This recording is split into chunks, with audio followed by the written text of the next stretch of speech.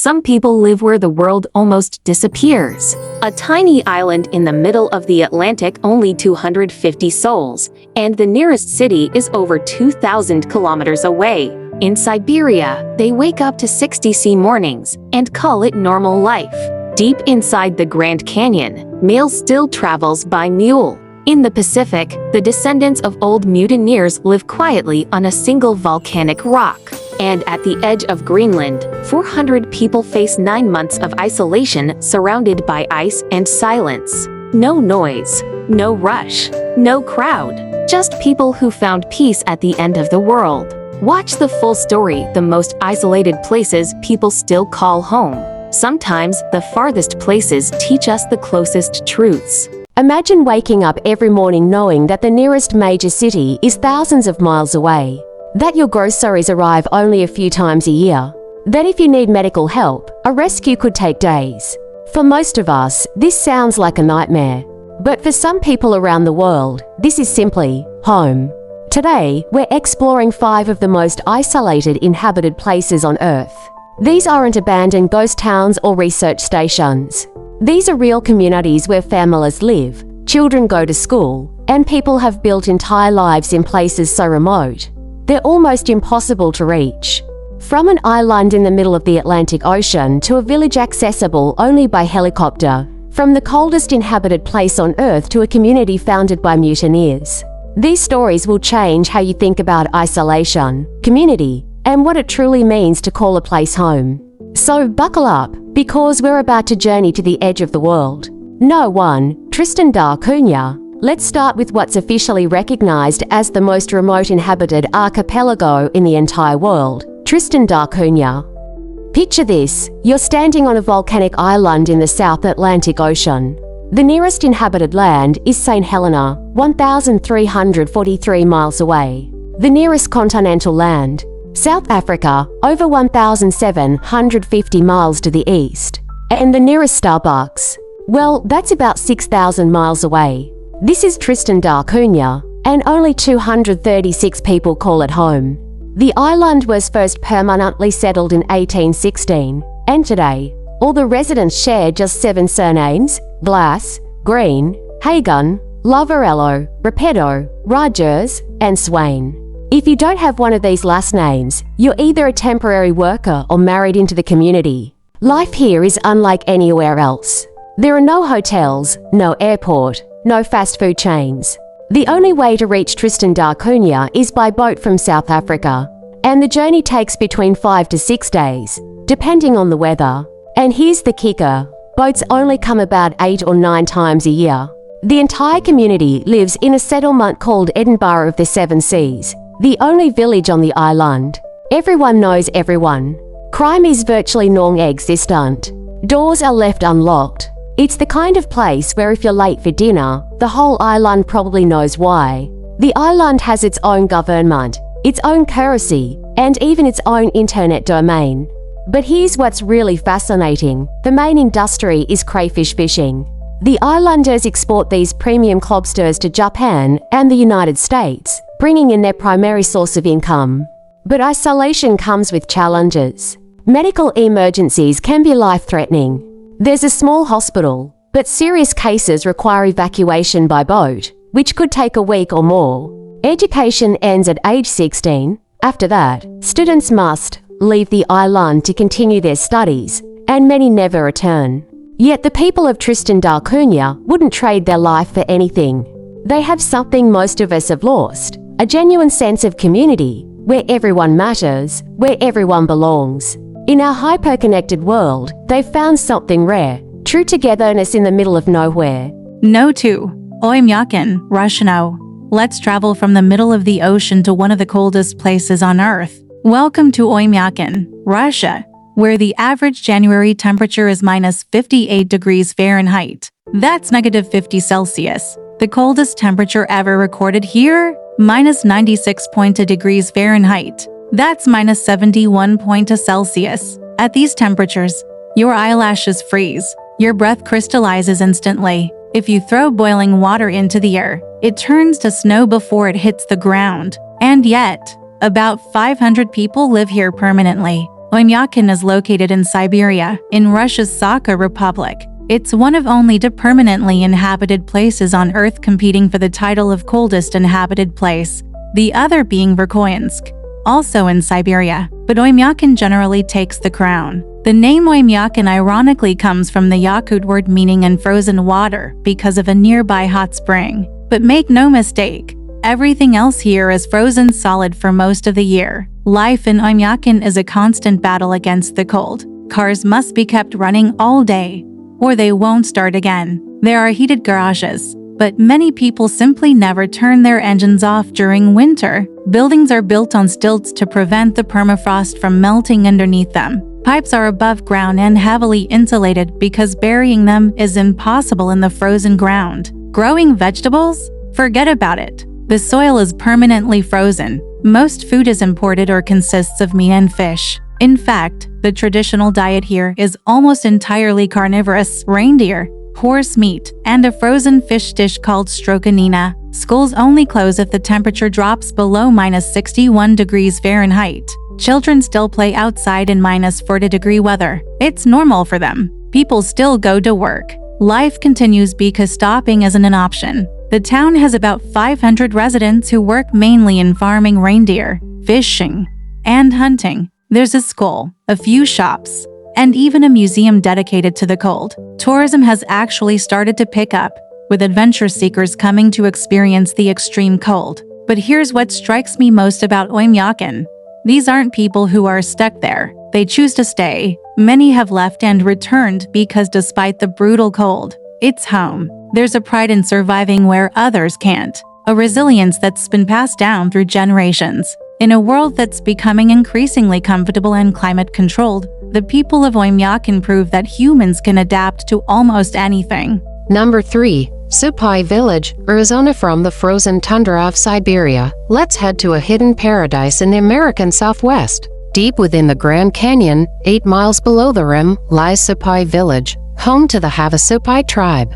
And here's what makes it truly unique. It's the only place in the United States where mail is still delivered by mule. That's right. In the age of Amazon Prime and drone deliveries, the 200 members of the Havasupai tribe still get their mail carried down the canyon by mule train. It's also the last place in America where you can't drive to. There are no roads in or out. Supai Village is located at the bottom of Havasu Canyon, a side canyon of the Grand Canyon. To reach it, you have 4 options: hike 8 miles down a steep trail, ride a horse or mule, take a helicopter, or, well, those are actually your only options. Most residents hike or ride. Supplies come in by mule or helicopter. Even the fire truck and ambulance had to be airlifted in pieces and assembled in the village. The Havasupai people have lived in this canyon for over 800 years. The name Havasupai means people of the blue-green waters, referring to the stunning turquoise waterfalls that have made this area famous. Havasu Falls, Mooney Falls, and Beaver Falls attract thousands of tourists each year, and tourism is now the tribe's main source of income. But this wasn't always the case. For centuries, the Havasupai farmed the canyon floor and hunted on the rim. In the late 1800s, they were forcibly confined to the canyon by the U.S. government, reduced to just 518 acres. It wasn't until 1975 that they regained access to some of their traditional lands on the plateau above. Today, life in Supai is a blend of traditional and modern. There's a school, a post office, a cafe, a lodge, and even a helipad. The village has electricity, running water, and internet, though cell phone service is limited. Children attend school in the village through 8th grade, then must board in Flagstaff for high school, about 100 miles away. The isolation here is different from our previous locations. It's not about distance from civilization but about physical barriers. The canyon walls are both protection and prison. They've preserved Havasupai culture and kept the area pristine, but they also make everything harder: getting supplies, receiving medical care, leaving for education or work. What's remarkable is how the Havasupai have maintained their identity and sovereignty in such a challenging environment. While the outside world races forward, they've found a balance, welcoming tourism while protecting their sacred sites, using modern technology while maintaining traditional practices. living in one of America's most beautiful and isolated places by choice and by heritage. For them, the canyon isn't just home. It's their identity, their history, their future. Number 4. Pitcairn Island, or next destination, has one of the most dramatic origin stories of any inhabited place on Earth. Pitcairn Island, population 47. That's right. Just 47 people. It's one of the least populated national jurisdictions in the world, a British overseas territory located in the South Pacific Ocean, about halfway between New Zealand and Peru. But it's not the small population that makes Pitcairn fascinating. It's how it came to be inhabited in the first place. In 1789, a group of British sailors mutinied against their captain, William Bligh, on the HMS Bounty. Led by Fletcher Christian, the mutineers set Captain Bligh and 18 loyal crew members adrift in a small boat, then sailed to Tahiti. But they knew they'd be hunted, so 9 mutineers, along with 6 Tahitian men, 11 Tahitian women, and a baby girl, sailed on searching for a place to hide. They found Pitcairn Island, miscarded on British maps, and therefore invisible to the Royal Navy. In January 1790, they landed, burned the bounty, and disappeared from the world. For 18 years, nobody knew where they were. When they were finally discovered in 1808,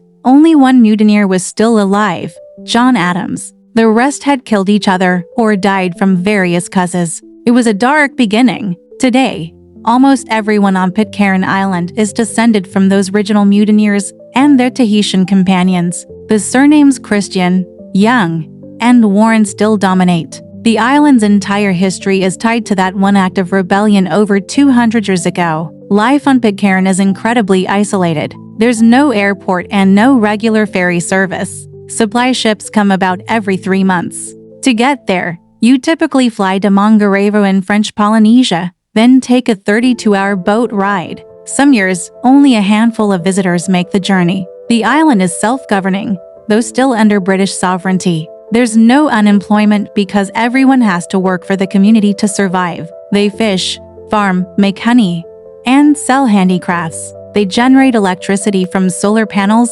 and a diesel generator. Internet exists but is expensive and slow. The biggest challenge facing Pitcairn? Survival itself. The population is aging and declining. Young people often leave for education or work and don't return. The island has actively recruited new residents, offering land and support to anyone willing to relocate permanently. But finding people willing to move to one of the most isolated places on Earth isn't easy. There's something almost mythical about Pitcairn, an island founded by criminals seeking refuge, now struggling to survive as a community. It's a reminder that isolation can preserve but also suffocate. That remoteness can protect but also imprison. The descendants of those mutineers chose to stay on this rock in the Pacific. But can their community survive another generation? Only time will tell. Number 5. Ittoqqortoormiit, Greenland, for our final destination. We're heading to the Arctic, to one of the most isolated settlements in one of the most sparsely populated countries on Earth. Ittoqqortoormiit, Greenland, population, around 350 people. Now, I know what you're thinking. How do you even pronounce that? It's roughly at -talk-ko or -2 or -meet, and it means the big house people in Greenlandic.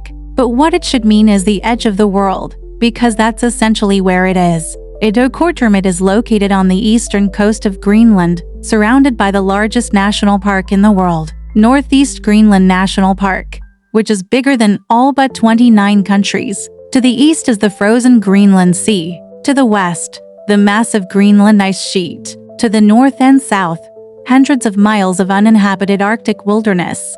The nearest town is about 500 miles away. For much of the year, sea ice makes boat travel impossible. There's no road connecting it to anywhere else, because there's nowhere else to connect to. So how do you get there? By plane, twice a week, weather permitting. From Reykjavik, Iceland, you fly to the small airport in Nurluretanat, about 25 miles from town, then take a helicopter or boat the rest of the way. In winter, when the sea freezes, you can sometimes drive across the ice, but storms can close the airport for weeks, leaving the town completely cut off.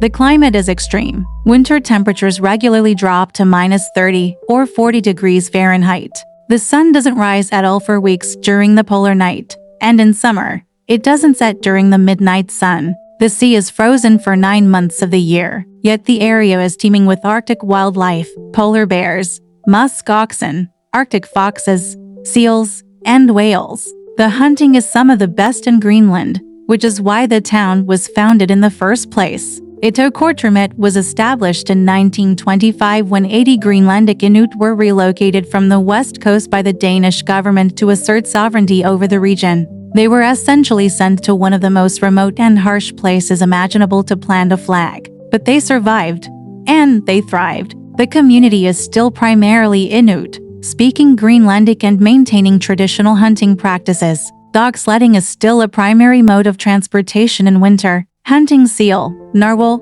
polar bear, and muskox provides food and income. Today, the town has a school, a small hospital, a supermarket, and even a hotel for the few adventurous tourists who visit each year.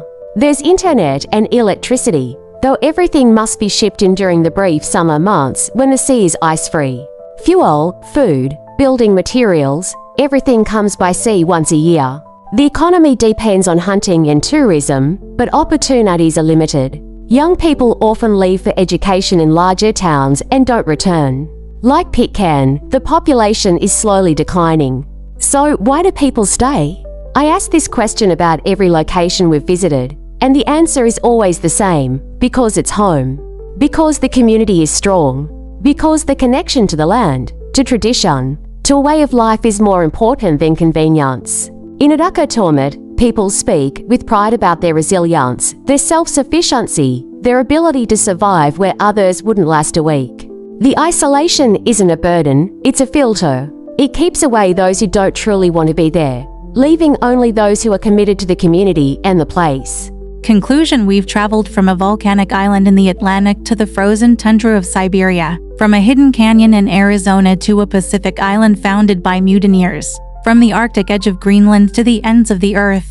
These 5 places couldn't be more different, yet they share something profound. They prove that home isn't about convenience, accessibility, or comfort. Home is about belonging. It's about community. It's about connection to a place and to people that goes beyond logic or reason. In our modern world, we can live anywhere. We can work remotely, order anything online, and travel anywhere in hours. We've conquered distance and eliminated most of the challenges that made places like these necessary. And yet, these communities persist. Why? Because isolation also creates something precious: genuine community. When you can't just leave when things get hard, when you depend on your neighbors for survival, when everyone knows everyone and you're all in it together, relationships deepen in ways our mobile, individualistic society has forgotten. These aren't romantic fantasies or tourist attractions, though some have become that. These are real places with real challenges, limited opportunities, harsh conditions, declining populations, aging infrastructure. Life in these places requires sacrifice, but talk to the people who live there, and many will tell you they wouldn't trade it for anything. They've found something we're all searching for: a sense of place, of purpose, of belonging. They found home. So the next time you're frustrated by a traffic jam or annoyed that your delivery is a day late, remember, there are people living in places where mail comes by mule, where supplies arrive once a year by boat, where the nearest hospital is days away. And they're not miserable. They're not desperate to leave their home. Maybe we have something to learn from the world's most isolated places. Maybe in our quest for connection, we've lost what it means to truly be connected. Maybe home isn't found in the center of civilization, but sometimes at its very edge. Thanks for joining me on this journey to the most isolated inhabited places on Earth. If you enjoyed this video, please like, subscribe, and let me know in the comments. Could you live in any of these places? Which one fascinated you the most? And are there other isolated communities you think I should cover? Until next time, stay curious, and remember, the world is bigger and stranger than you think.